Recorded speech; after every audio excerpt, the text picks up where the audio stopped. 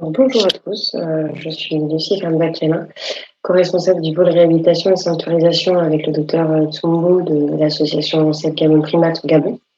Nous allons échanger aujourd'hui sur la problématique suivante, donc quel avenir pour les primates non humains issus du braconnage naturellement infectés par des pathogènes. L'association Save Gabon Primates a plusieurs missions, donc le bien-être animal, la réhabilitation, la sanctuarisation des individus, la gestion d'espèces. Les moyens d'action sont l'enrichissement, la sensibilisation, nurserie quarantaine et également réhabilitation, sanctuarisation.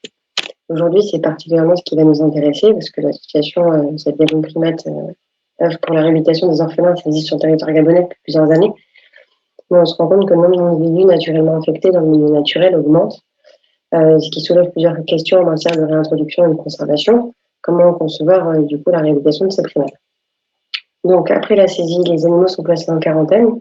Lors de cette quarantaine, il y a des contrôles sanitaires qui sont effectués. Si les résultats sont négatifs, l'individu repart en groupe. Production dans un groupe déjà formé, on en crée un autre. Lorsque les résultats déclarent une tuberculose positive, c'est l'euthanasie. Et pour les résultats qui sont donc SIV, STLV et en l'occurrence surtout l'hépatite B, c'est vraiment ce qui va nous intéresser aujourd'hui quand ces pathologies sont positives, qu'est-ce qu'on fait? Quelles mesures du coup doivent être prises? Donc là, on a différents enjeux et problématiques associés à ça. Donc au niveau de l'éthique, doit-on envisager l'euthanasie ou l'isolement de ces grands singes? C'est délicat, on est clairement dans la limite du bien-être animal et il y a forcément des limites à ça. Au niveau économique, qui prend en charge les animaux, donc qui et pourquoi? Est-ce qu'on crée des sanctuaires uniquement pour les animaux infectés? Voilà, il faut savoir que les cas comme ça positifs à ces pathologies ne sont pas isolés.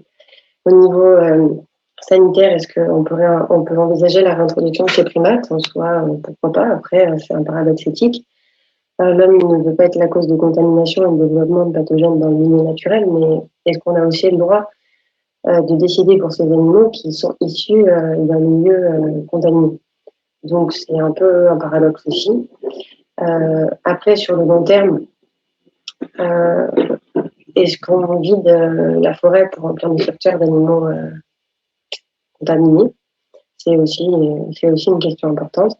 Alors, leur statut sanitaire est certes très important, mais il doit pas être ça ne doit pas être le seul facteur pris en compte pour leur réintroduction.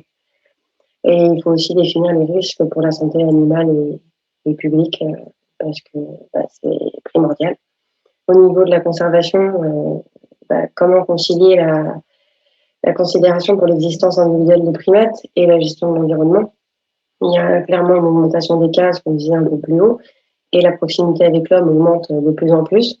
Donc sur le long terme, on n'a pas de retour sur les conséquences. Donc voilà.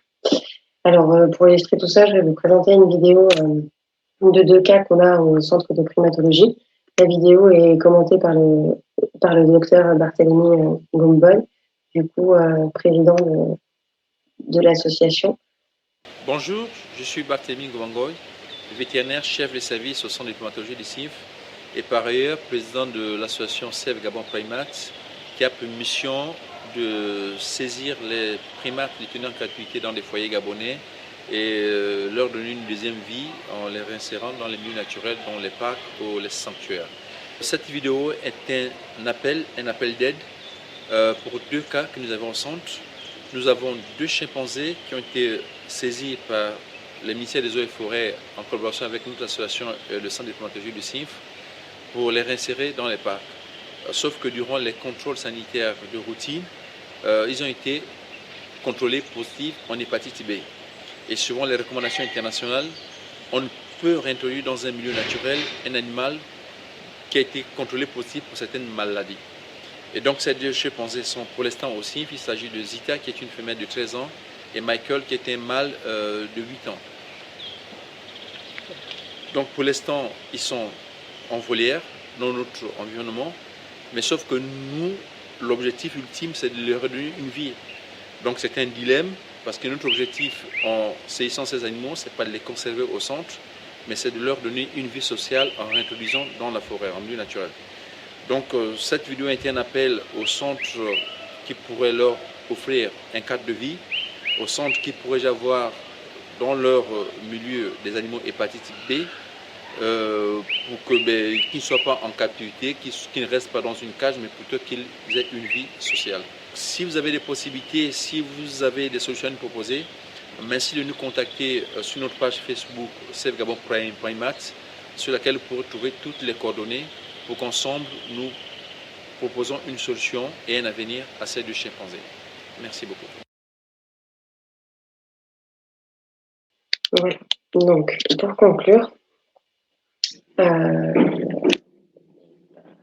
niveau de la position de cette Gabon Primate, on envisage ni l'euthanasie ni l'enfermement. Donc, clairement, on est dans un impasse. Ça ne nous empêche pas de réfléchir à la meilleure solution, mais on est vraiment face à un dilemme, je pense, partagé par beaucoup de centres de primatologie et de sanctuaires. Il est difficile d'envisager leur euthanasie et l'enfermement de grands singes. Un isolement social sur plusieurs années, c'est pas envisageable non plus. Donc du coup, il est clairement important de définir les possibilités et les limites de la réhabilitation. Et c'est un travail complexe car cela implique tous les acteurs de la conservation et également le gouvernement en matière de santé publique et de gestion de l'environnement. Voilà. Eh bien, je vous remercie de votre écoute et je reste disponible pour échanger à ce sujet. Merci.